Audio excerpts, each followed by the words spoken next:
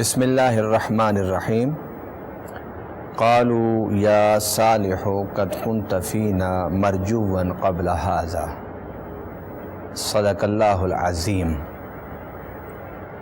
ناظرین کرام، آج کے اس پروگرام میں ہم انشاءاللہ العزیز حضرت صالح علیہ السلام کا ذکر کریں گے۔ حضرت صالح علیہ السلام سے پہلے جو نبی تھے وہ حضرت ہود علیہ السلام، اور حضرت صالح علیہ السلام کے بعد جو نبی تشریف لائے وہ جد الانبیاء حضرت ابراہیم خلیل اللہ علیہ السلام جلوہ گر ہوئے۔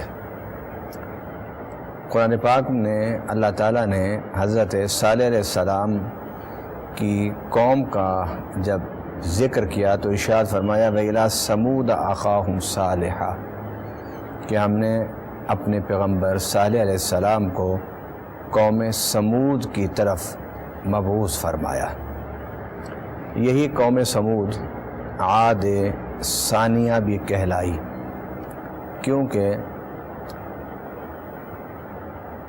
حضرت ہود علیہ السلام کی قوم عاد پر جب عذاب اترا اور ان کے علاقے تباہ ہو گئے تو آپ وہاں سے ہجرت کر گئے تھے، اور ہجرت فرما کر آپ نے قریب ایک جگہ قیام فرمایا ان لوگوں کے ساتھ جو اس عذاب سے ایمان کی وجہ سے بچ گئے تھے۔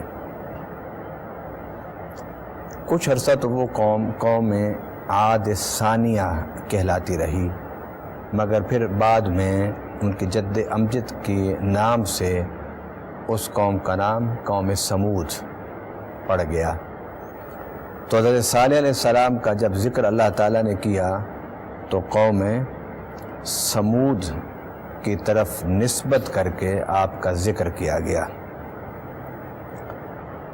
میں حضرت صالح علیہ السلام پر گفتگو شروع کرنے سے پہلے ایک اہم بات کہ اعلان نبوت سے پہلے آپ کی کیا پوزیشن تھی، لوگ اور آپ کے ارد گرد جو احباب اور افراد تھے وہ آپ کو کس نظر سے دیکھا کرتے تھے،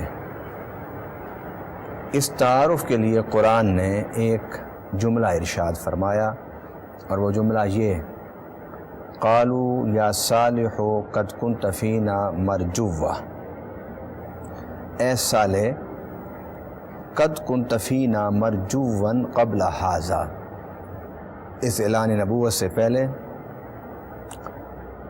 تم بڑے ہونہار، بڑے سمجھدار اور ہماری امیدوں کا تم مرکز تھے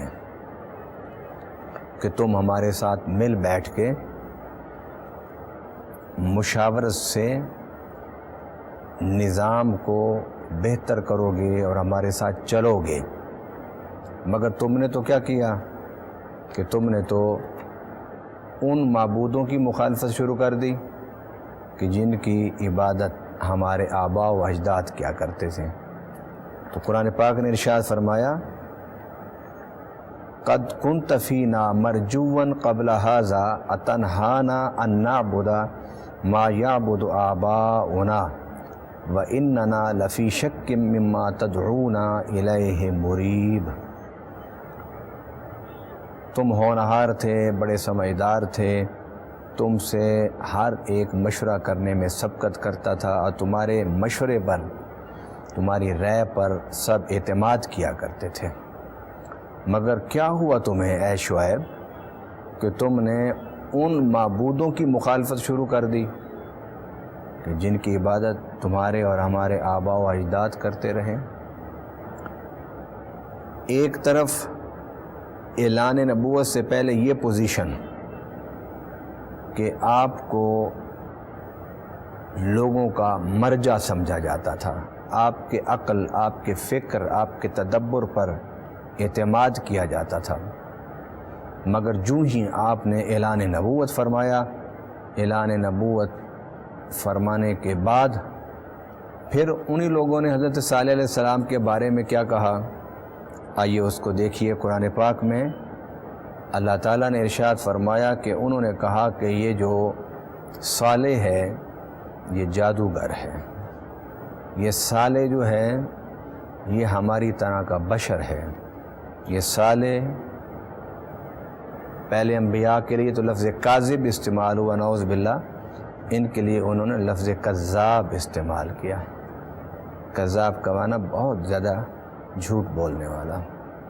اور پھر یہ وہ لفظ ہے کہ جو قرآن کی تاریخ میں کسی اور نبی کے لیے استعمال نہیں کیا گیا، وہ ہے اشر، کہ تم معاشرے میں شر پھیلانے والے ہو۔ الیاذ باللہ، الیاذ باللہ، یہی وہ صالح علیہ السلام ہیں جن کے بارے میں وہ کہتے ہیں قد کنت فینا مرجوا قبل ھذا، اس اعلان نبوت سے پہلے تم بڑے ہونہار لگتے تھے، بڑے سمجھدار لگتے تھے، لوگ تم سے مشورے لیتے تھے، تمہارے عقل و فکر پر اعتماد کرتے تھے۔ مگر اعلان نبوت کیا ہوا کہ انہیں 4 عیبوں کے ساتھ انہوں نے منسوب کر دیا۔ پہلا عیب یہ کہ یہ تو جادوگر ہے، دوسرا عیب یہ کہ یہ بشر ہے۔ میں اس مقام پر یہ بات تھوڑی سی وضاحت سے کرنا چاہتا ہوں کہ قرآن پاک میں انبیاء کرام کو جب بھی بشر کہا گیا تو یہ بطور اعتراض کے، بطور تان کے اور ان کی نقص شان کے لیے استعمال کیا گیا کہ تم تو ہماری طرح کے بشر ہو، تم تو ہماری طرح کھاتے ہو، تم تو ہماری طرح پیتے ہو، تم تو ہماری طرح بازاروں میں چلتے ہو۔ گویا قرآن کے فلسفے کے مطابق جہاں بھی لفظ بشر کہ ہم جیسا بشر ان الفاظ میں، ان معنی میں استعمال ہوا، وہ الفاظ اور معنی اور مقام وہ تھے کہ جہاں انبیاء کے معاندین نے، انبیاء کے دشمنوں نے، حق کے مخالفوں نے انبیاء کرام کی اہانت اور ان کی شان کو کم کرنے کے لیے اور اعتراض اور تان کرنے کے لیے یہ لفظ استعمال کیا۔ سورہ مومنون میں تو کفار نے یہاں تک کہا کہ کیا اللہ تعالیٰ کو کوئی مکہ اور طائف کی وادی میں کوئی افضل انسان نہیں ملا تھا، کوئی بہتر انسان نہیں ملا تھا؟ یہ حضور صلی اللہ علیہ وسلم سے انہوں نے کہا کہ اگر اللہ تعالیٰ نے نبوت رسالت دینی ہی تھی تو پھر ہم جیسے بشر کو کیوں دی؟ میں نے قرآن پاک کے حوالے سے جتنے انبیاء کو پڑھا اس میں اکثر و بیشتر تقریباً تمام انبیاء کی سیرت میں، ان کے اسوہ حسنہ میں جب دیکھا، جب پڑھا، جب اس کو تحقیق کی، جب اس کی ریسرچ کی، تو یہ لفظ ہر نبی کے لیے ان کے دشمنوں نے بولے کہ تم کیسے نبی ہو سکتے ہو، تم تو ہمارے جیسے بشر ہو۔ وقال الملأ الذين كفروا من قومه ما نراك الا بشرا مثلنا، تم تو ہماری طرح کے بشر ہو، تو کس طرح تم نبی اور رسول ہو سکتے ہو؟ اور اس کے ساتھ ساتھ جو لفظ کذب کی نسبت ہے وہ بھی تقریباً سب نبیوں کی طرف کی گئی، سب نبیوں کی طرف۔ جادوگر بھی سب کو کہا گیا، اور جادوگر کہنے کے ساتھ ساتھ مجنون کا لفظ بھی قرآن پاک میں تقریباً انبیاء کے لیے استعمال کیا، مگر لفظ شر یہ وہ لفظ ہے جو حضرت صالح علیہ السلام کے لیے ان کے دشمنوں نے، ان کے مخالفوں نے، حق کی دشمنی کرنے والوں نے استعمال کیے۔ سوچیے تو صحیح کہ وہی صالح کے اعلان نبوت سے پہلے ان کی تعریفیں ہو رہی ہیں، ان پر اعتماد کیا جا رہا ہے، ان کے تعلق کو فخر سمجھا جاتا تھا، اور وہی صالح علیہ السلام جب انہوں نے اعلان نبوت فرمایا تو ان صالح کو انہوں نے 4 الزامات دیے، 4 طریقے سے ان کی نقص شان کی، 4 الفاظ سے ان کی اہانت کی، یاد رکھیے کہ حق کی بات کرنے والوں کو تیار رہنا چاہیے کہ حق کے مخالف ان کی مخالفت میں کچھ بھی انہیں کہہ سکتے ہیں۔ آپ حیران ہوں گے کہ ہم نے اب تک جتنے انبیاء کا ذکر کیا ہے ان انبیاء میں سوائے آدم علیہ السلام کے تمام انبیاء کرام نے جب اپنی نبوت اور رسالت کا اعلان فرمایا تو اس کے لیے ایک ہی جملہ سب نے ارشاد فرمایا، اور وہ جملہ کیا ہے؟ قال یا قوم اعبدوا اللہ ما لکم من الہ غیرہ، اے میری قوم اللہ کی عبادت کرو۔ اللہ کی کیوں عبادت کریں؟ اس لیے کہ تمہارا اس کے علاوہ کوئی الہ نہیں ہے۔ الہ کا معنی معبود کیا جاتا ہے، معبود کا معنی جس کی عبادت کی جائے کیا جاتا ہے، پھر عبادت کا معنی ہم نماز، روزہ، حج اور زکوٰۃ کر دیتے ہیں۔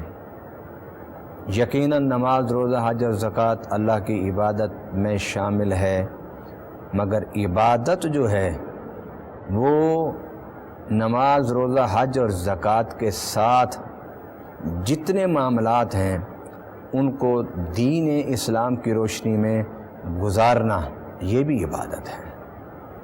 یعنی آپ کی مسجد کی زندگی ہو، آپ کے گھر کی زندگی ہو، آپ کے دفتر کی زندگی ہو، کاروباری زندگی ہو، آپ سفر میں ہوں، حضر میں ہوں، صحت مند ہوں، بیمار ہوں، استاد ہوں، شاگرد ہوں، کارکن ہوں یا لیڈر ہوں، رعایا ہوں یا حکمران ہوں، کچھ بھی آپ ہوں، جب تک آپ اپنی زندگی کے ہر معاملے کو قرآن، حدیث اور سنت اور انبیاء کرام کی سیرت کے سانچے میں نہیں ڈھال لیتے، اس وقت تک آپ کی عبادت پوری نہیں ہوتی۔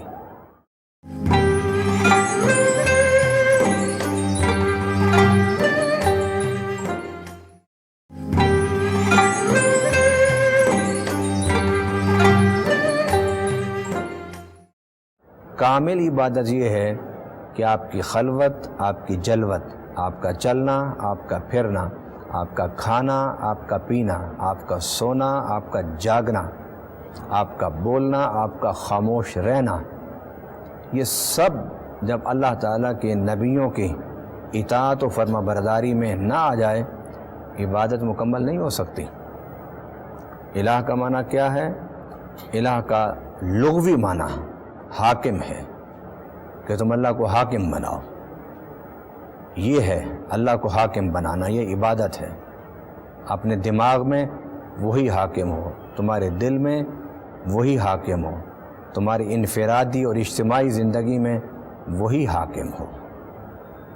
اگر صالح علیہ السلام زکوٰۃ دیتے رہتے، حج کرتے رہتے، زکوٰۃ دیتے رہتے، روزہ رکھتے رہتے، اگر یہی کچھ دین ہوتا تو پھر اتنی مخالفت کیوں کہ تھوڑی دیر پہلے وہ کہتے کہ آپ بڑے ہونہار، سمجھدار، اور تھوڑی دیر بعد جن القاب سے انہیں ملقب کیا گیا وہ آپ کو میں بتا چکا ہوں، پھر اتنے برے القاب سے کیوں انہیں کیا؟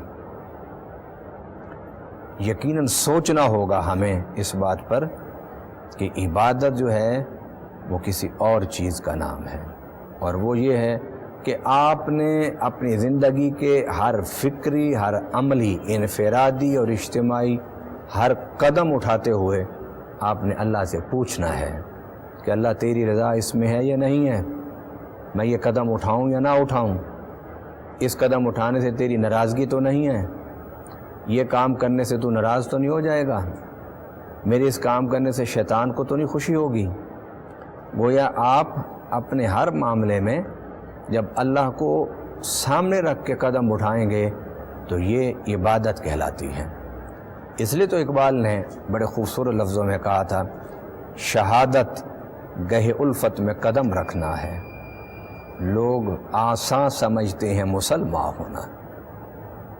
لوگ مسلمان ہونا آسان سمجھتے ہیں، جبکہ میرے نزدیک کلمہ پڑھنا، مسلمان کہلانا، دائرہ اسلام میں داخل ہونا، اقبال کہتے ہیں ایسے ہی ہے کہ گہے الفت میں قدم رکھنا ہے، کہ آپ نے ایک ایسے میدان میں قدم رکھ دیا جو الفت و محبت کا میدان ہے، اور الفت و محبت کے راستے پر چلنے والوں کو ہر آن ہر وقت قربانی دینی پڑتی ہے، وقت کی قربانی، پیسے کی قربانی، مال و دولت کی قربانی۔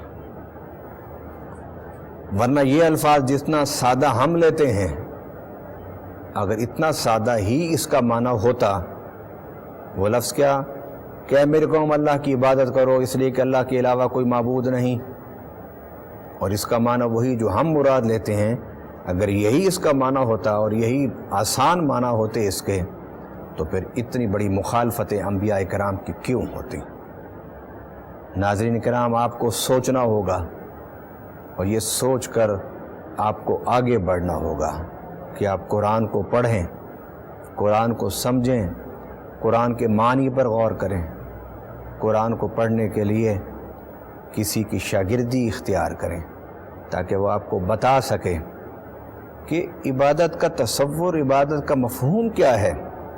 کہ ادھر انہوں نے یہ کہا، ادھر دشمن کھڑے ہو گئے، دوست دشمن بن گئے، جان قربان کرنے والے جان لینے والے بن گئے، راستے میں پھول بچھانے والے اب کانٹے بچھا رہے ہیں، محبت کی لوریاں سلانے والے اب گالیاں دے رہے ہیں، صرف اس ایک جملے سے ہی کہ اللہ کی عبادت کرو، اس کے علاوہ کوئی تمہارا خدا نہیں ہے۔ اللہ اکبر۔ اب یہاں پر حضرت صالح علیہ السلام کے واقعے میں اللہ تعالیٰ نے خود وضاحت فرمائی ہے کہ وہ الہ کون ہے۔ ایک تو میں نے الہ کی وضاحت قرآن و سنت کے حوالے سے اختصار کے ساتھ آپ کے سامنے رکھی۔ اب اس واقعے میں خود حضرت صالح علیہ السلام ارشاد فرما رہے ہیں، اللہ تعالیٰ کی اس کتاب میں اللہ اس کا ذکر کر رہا ہے، اور وہ کیا کہ ہوا انشأکم من الارض واستعمرکم فیہا، کہ وہ الہ وہ ہے تمہارا جس نے تمہیں زمین سے پیدا کیا۔ زمین سے، انسان مٹی سے پیدا ہوا ہے نا، تو زمین سے پیدا ہوا۔ کبھی زمین سے پیدا ہونے والے انسان صالح علیہ السلام جو فرمانا چاہتے ہیں قرآن کی اس آیت میں، اس کو ذرا گہرائی میں اتر کے سمجھیے۔ حضرت صالح علیہ السلام کی بات جب سمجھنے کی آپ کوشش کریں گے کہ تو آپ کے فکر اور آپ کے دل کا رشتہ اللہ سے اور زیادہ مضبوط ہوتا جائے گا۔ فرمایا، اے مٹی سے بننے والے انسان، تجھے پتہ ہے کہ تیرا اللہ کون ہے جس نے تجھے مٹی سے پیدا کیا؟ مٹی سے پیدا کیا تجھے۔ بتا، مٹی میں یہ شکل تھی؟ مٹی میں کیا اس مٹی کے اندر یہ آنکھیں تھیں؟ کیا اس مٹی کے اندر زبان تھی؟ جس مٹی سے اللہ نے تجھے پیدا کیا، کیا اس مٹی میں زبان، ہونٹ، دانت تھے؟ کیا اس مٹی کے اندر بال جو سر پر تیرے ہیں وہ تھے؟ کان جس سے تو سنتا ہے، ہاتھ جن سے تو پکڑتا ہے، پاؤں جن پر تو چلتا ہے، یہ دل جو تیری زندگی کی علامت ہے، جب دھڑکے رک جائے تو موت ہے، کہ یہ دل اس مٹی میں موجود تھا؟ سوچ تو صحیح کہ تیرا الہ کتنا قدرت والا ہے، کتنی طاقت والا ہے، کتنی اس کے پاس نمونے موجود ہیں اپنی مخلوق کو بنانے کے۔ جب تو صرف اپنے آپ کو ہی سوچنا شروع کر دے گا تو تجھے اپنے رب کی پہچان ہونا شروع ہو جائے گی۔ اس لیے تو نبی پاک صلی اللہ علیہ وسلم نے ارشاد فرمایا، من عرف نفسہ فقد عرف ربہ، اس نے اپنے آپ کو پہچان لیا، اس نے اپنے رب کو پہچان لیا۔ فرمایا، ہوا انشأکم من الارض واستعمرکم فیہا، اس نے تمہیں مٹی سے بنایا اور پھر اسی زمین پر، مٹی پر تمہیں آباد کر دیا۔ فاستغفروہ، بس اللہ سے استغفار کرتے رہا کرو، ثم توبوا الیہ، اور اس کی طرف رجوع رکھو۔ نبی پاک صلی اللہ علیہ وسلم نے خود ارشاد فرمایا، لوگو میں اللہ کی استغفار اور توبہ ایک دن میں 70 بار کرتا ہوں، تم بھی اللہ سے استغفار کیا کرو، اللہ سے توبہ کیا کرو۔ اس کی تاکید کیوں کی گئی؟ حضرت صالح علیہ السلام نے پہلی بات رب کی عبادت کی، اس کے بعد اللہ کی دو شانیں بیان کی کہ اس نے تمہیں مٹی سے پیدا کیا. ذرا سوچو تو صحیح کہ مٹی میں یہ سب کچھ موجود تھا جو تمہارے جسم میں موجود ہے. اس خالق کی خلاقیت کو تو دیکھو. پھر فرمایا اس نے تمہیں مٹی کے اس زمین پر آباد کر دیا. اگلا جو حکم دیا وہ استغفار اور توبہ کا. استغفار اور توبہ پر اہل اللہ لکھتے ہیں کہ جو شخص استغفار اور توبہ میں مصروف رہتا ہے وہ مزید گناہ کرنے سے بچ جاتا ہے. استغفار کا معنی کیا ہوتا ہے؟ اللہ میرے گناہ کو معاف کر دے. توبہ کا معنی یہ ہوتا ہے کہ اللہ میں اپنے گناہ پر نادم ہو کر تیری طرف پلٹ آیا ہوں، آئندہ گناہ نہیں کروں گا. جو انسان اس سوچ میں رہتا ہے، اس فکر میں رہتا ہے، اس طریقے سے زندگی گزارتا ہے، کیا وہ مزید گناہ کرنے کا سوچ سکتا ہے؟ کیونکہ اسے تو فکر پڑیا کہ جو میرے گناہ ہیں وہی معاف ہو جائیں. اسے تو فکر ہے کہ جو گناہوں کا بوجھ میں نے کندھے پر اٹھایا ہوا ہے اسے میں کسی طرح ہلکا کرا لوں اللہ سے معافی مانگ کے. استغفار اور توبہ کا تصور دینے کا مقصد یہ ہے کہ انسان ہر آن اللہ سے اپنے معافی اور گناہوں کی کمی کی درخواست کرتا رہے. تو اللہ سے معافی اور گناہوں کی کمی کا درخواست کرنے والا شخص کبھی بھی گناہوں کا سوچ نہیں سکتا. اس لیے یہ استغفار اور توبہ کا فلسفہ اللہ تعالیٰ نے دیا. یعنی عبادت کے بعد آپ اندازہ کیجئے کہ حضرت صالح علیہ السلام نے اللہ کی عبادت کے بعد اپنے اعلان نبوت کے پہلے بیان میں عبادت کے بعد جس چیز کا تصور پیش کیا اور وہ استغفار اور توبہ ہے. اور پھر فرمایا ان ربی قریب مجیب. گناہ ہمیشہ وہ کرتا ہے جو یہ سمجھتا ہے کہ مجھے کوئی دیکھنے والا نہیں ہے، مجھے کوئی پکڑنے والا نہیں ہے، مجھے کوئی سزا دینے والا نہیں ہے، میرے کوئی پوچھ گچھ کرنے والا نہیں ہے، وہی شخص گناہ کرتا ہے. تو حضرت صالح علیہ السلام نے اس تصور کو بھی ختم کر دیا. فرمایا ان ربی قریب مجیب. میرا رب جو ہے وہ قریب ہے اور مجیب سننے والا ہے، دعائیں قبول کرنے والا ہے. ناظرین کرام، حضرت ہود علیہ السلام نے ایمان والوں کو بچا کر ایک جگہ آباد کیا، مگر پھر صدیوں کے فاصلے سے وہ لوگ پھر شرک کی طرف آ گئے. تو حضرت صالح علیہ السلام نے انہیں سمجھایا. تو وہ روز روز کی گفتگو سے تنگ آ کے حضرت صالح علیہ السلام سے کہتے ہیں کہ آپ اگر واقعی اللہ کے سچے نبی ہیں تو پھر ہمیں معجزہ دکھا دو، ہم تم پر ایمان لے آتے ہیں. تو حضرت صالح علیہ السلام نے معجزتاً ایک اونٹنی اسے پتھر سے نکالا، اشارہ کیا پتھر کی طرف، تو پتھر سے ایک صحت مند اونٹنی نکل آئی. تو حضرت صالح علیہ السلام نے فرمایا ھذہ ناقۃ اللہ لکم آیۃ فذروھا تأکل فی ارض اللہ ولا تمسوھا فیاخذکم عذاب قریب. تمہاری شرط پوری ہو گئی، یہ معجزہ اللہ کا تمہارے سامنے آ گیا، اب اس کو کھانے دو پینے دو. ایک دن اس کے چرنے کا وقت ہوگا، ایک دن تمہارے جانور چارہ کھائیں گے، چریں گے. ایک دن یہ پانی پیے گی، ایک دن تمہارے. تو اس کے ساتھ ساتھ حضرت صالح علیہ السلام نے فرمایا کہ اس کو کچھ نہ کہنا، اگر اس کو کچھ کہا تو رب کا عذاب تمہیں پکڑ لے گا.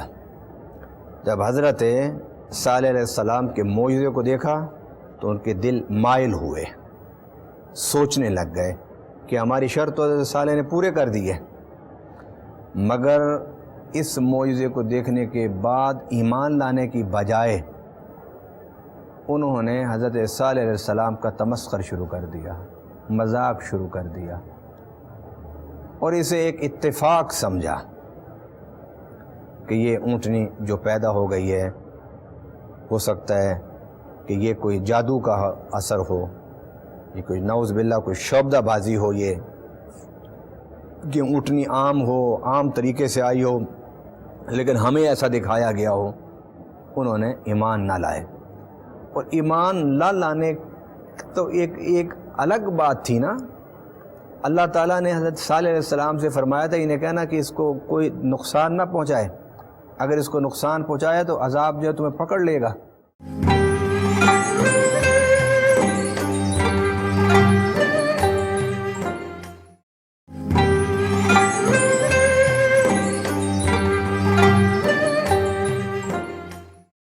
قوم سمود میں 2 امیر عورتوں نے 2 مردوں کو خریدا اور انہیں پیسے کا لالچ دیا کہ تم اس اونٹنی کو مارو، قتل کرو۔ وہ کنویں کے قریب چھپ کے بیٹھ گئے۔ جب حضرت صالح علیہ السلام کی اونٹنی آئی اس کنویں سے پانی پینے کے لیے، انہوں نے اس پر حملہ کیا۔ ایک نے اس کی ٹانگیں کاٹیں اور ایک نے اس کی گردن پر نیزہ مارا، تو وہ اونٹنی تڑپنے لگی اور زمین پر گر گئی۔ اور جو قتل کرنے والے تھے ان کو کچھ بھی نہ ہوا۔ تو جب کچھ نہ ان کو ہوا تو اس علاقے میں رہنے والے جو دوسرے معاندین تھے ان کے حوصلے بلند ہوئے، انہوں نے بھی نیزے اور تلواریں اٹھائیں اور اس اونٹنی پر حملہ کر دیا۔ جب اونٹنی پر حملہ ہوا حضرت صالح علیہ السلام کو اس کی خبر پہنچی، حضرت صالح علیہ السلام کے آنکھوں میں آنسو آ گئے، اور وہ آنسو اللہ کے خوف کے تھے، رب کے عذاب کے ڈر سے تھے۔ انہوں نے سمجھا کہ صالح علیہ السلام بے بسی کے آنسو رو رہے ہیں، کہ انہوں نے کہا تھا کہ اگر تم نے اس کو کوئی نقصان پہنچایا تو عذاب آ جائے گا، عذاب تو آیا نہیں، اس لیے صالح جو ہے بے بسی اور مجبوری اور عجز کے آنسو بہا رہا ہے۔ مگر ادھر صالح علیہ السلام کے آنسو نکلے، ادھر رب نے کہا تمتعوا فی دارکم 3 ایام، اللہ تعالیٰ تمہیں صرف 3 دن کی مہلت دیتا ہے۔ ذالک وعد غیر مکذوب، یہ وعدہ جھوٹا وعدہ نہ سمجھنا۔ اللہ نبیوں سے جھوٹے وعدے نہیں کرتا، اور نبی جو اپنی زبان سے کہتا ہے وہ کبھی جھوٹ نہیں ہوتا، اس لیے کہ نبی کی زبان پر رب بولتا ہے، رب بولتا ہے، اور رب کو جھوٹ بولنے کی ضرورت نہیں ہے۔ جھوٹ بولتا ہے جو مجبور ہو، رب مجبور نہیں۔ جھوٹ وہ بولتا ہے جو محکوم ہو، رب کسی کا محکوم نہیں۔ جھوٹ وہ بولتا ہے جو ماخوذ ہو، جو پھنس جائے کہیں پر، وہ بولتا ہے۔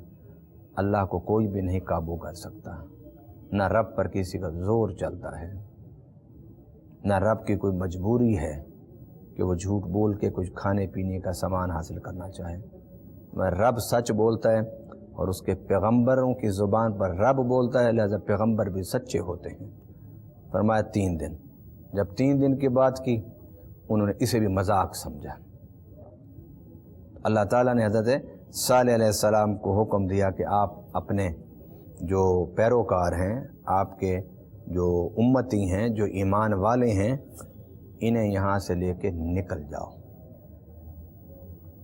قوم سمود کے ذہن میں یہ تھا کہ ہمارے گھر تو قلعہ نما گھر ہیں، کون ہم پر حملہ کرے گا؟ عذاب کہاں سے آئے گا؟ سیلاب یہاں نہیں آ سکتا، طوفان یہاں نہیں آ سکتا، بارش جتنی بھی برسے، پہاڑوں کے اندر بنے ہوئے قلعہ نما گھر تھے، ان کو کوئی اثر نہیں ہوتا تھا۔ طوفان جتنا آ جائے اس کا بھی کوئی اثر نہیں، کیونکہ قرآن پاک میں وَتَنْحِتُونَ الْجِبَالَ بُيُوتًا، کہ انہوں نے پہاڑوں کو پھاڑ کے کاٹ کے اندر گھر بنائے ہوئے تھے، اور صرف غار نما گھر نہیں تھے، یہ بھی احادیث تفسیر میں کہ پہاڑوں کے اندر عام یہ سوچا جاتا ہے کہ غار کو کھود کے کوئی کمرہ بنا لیا جائے، ایسا نہیں تھا کہ غار نما تھے کہ ایک طرف بس جانے کا راستہ ہو، آگے بند ہو، نہیں، انہوں نے پورا ہوا کا انتظام، روشنی کا انتظام پہاڑوں کو کاٹ کے اندر کیا ہوا تھا۔ تو وہ سوچنے لگے کہ صالح علیہ السلام ایسی بات کر رہے ہیں، پہلے کہتے تھے کہ اس کو کچھ کہو گے اونٹنی کو تو عذاب آ جائے گا، اب اونٹنی کٹ گئی، مر گئی، کچھ نہیں ہوا، اب کہتے ہیں 3 دن کے بعد عذاب آئے گا۔ بس ایسی باتیں کرتا ہے یہ صالح علیہ السلام، ہونا کچھ بھی نہیں ہے۔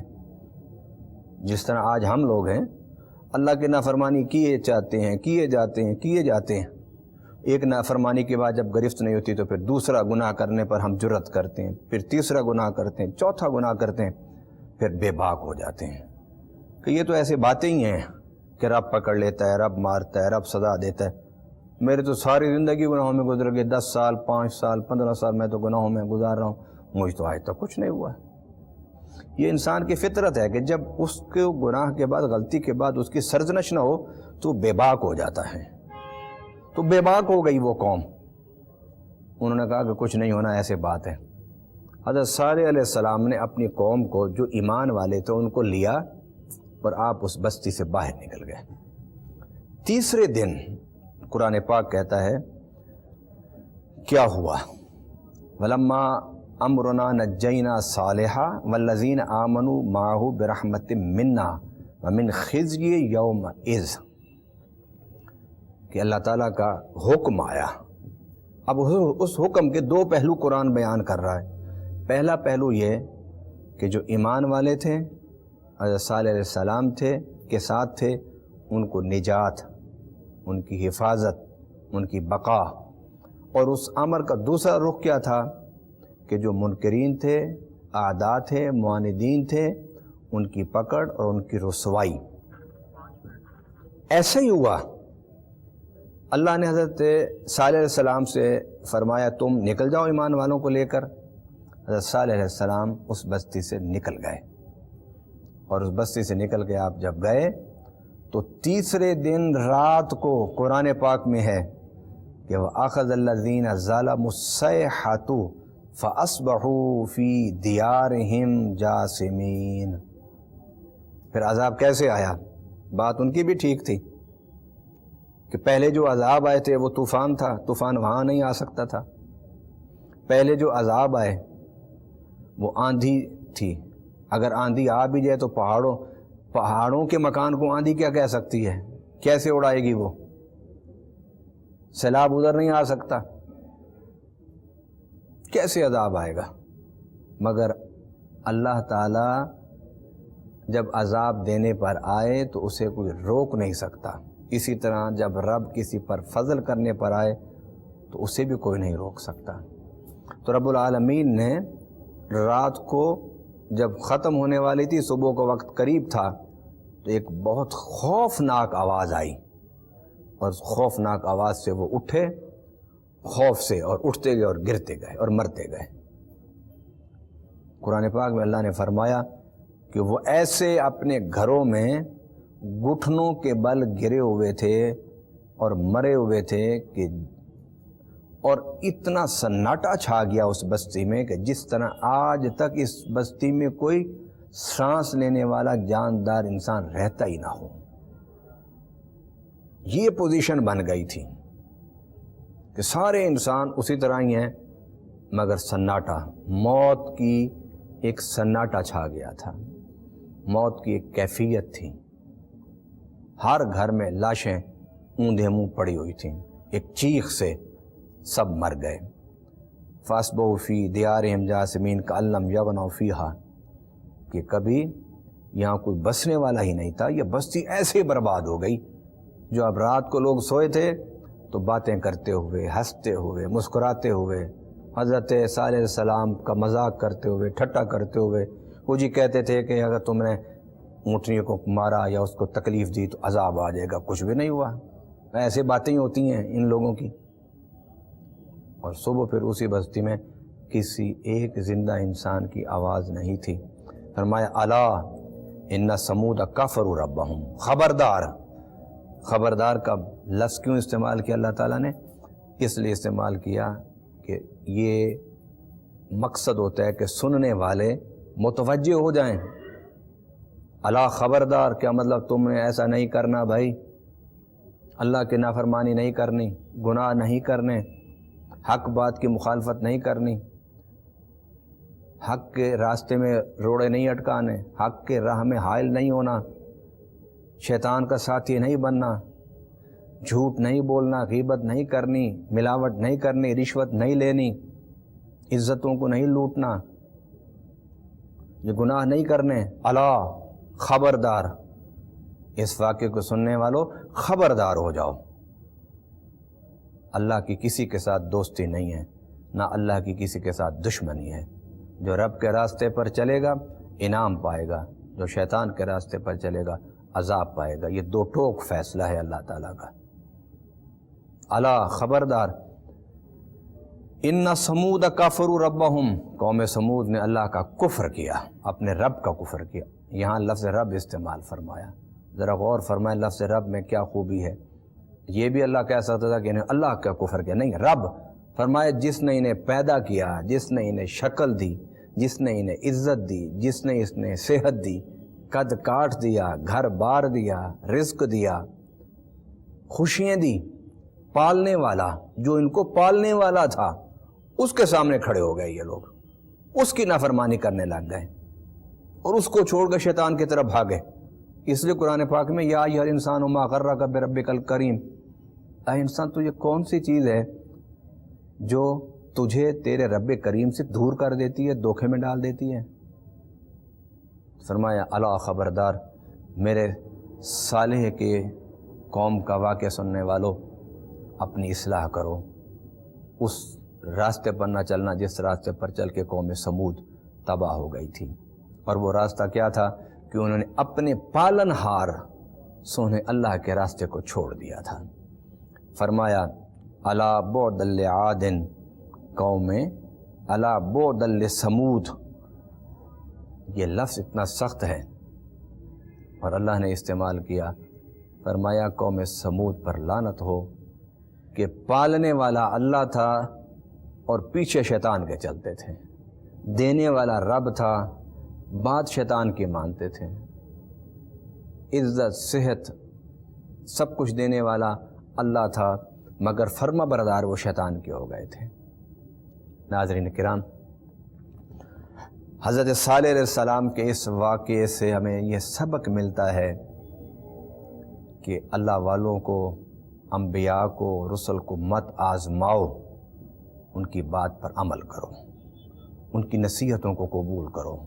اور ان کی نصیحت کیا ہوتی ہے کہ اپنے ذہن کا رشتہ اللہ سے جوڑو، اپنے قلب کا رشتہ اللہ سے جوڑو، اور اپنی گردن اللہ کے سامنے جھکاؤ، اپنی خواہشات کو اللہ کے حکم کے تابع کر دو، اور زندگی کا ہر اٹھنے والا قدم اللہ سے پوچھ پوچھ کے اٹھاؤ۔ تو اس سے کیا ہوگا؟ رب راضی ہوگا، رسول راضی ہوگا۔ جب اللہ رسول راضی ہوں گے تو تمہاری دنیا بھی سنور جائے گی، قبر بھی بن جائے گی، آخرت میں بھی نجات پا جاؤ گے۔ اللہ تعالی ہمیں سیدنا صالح علیہ السلام کے اس واقعے میں جو نصیحتیں ہیں، اللہ ہمیں ان کو سمجھنے کی اور قبول کرنے کی توفیق عطا فرمائے۔ وما علینا الا البلاغ المبین۔